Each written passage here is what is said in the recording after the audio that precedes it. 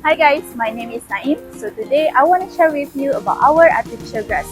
So there are 3 types of artificial grass to be choose from. So jom kita tengok. So the first one is balu.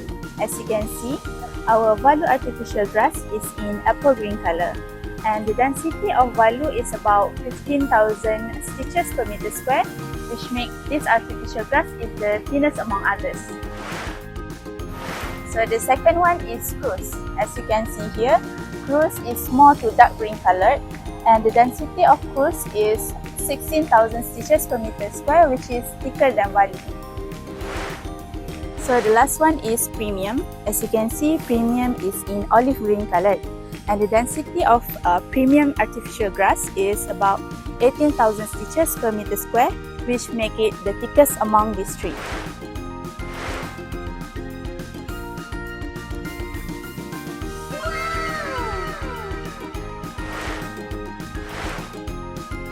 So which one do you think suits your garden more?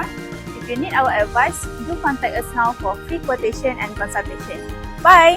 Tak nak apa-apa kan?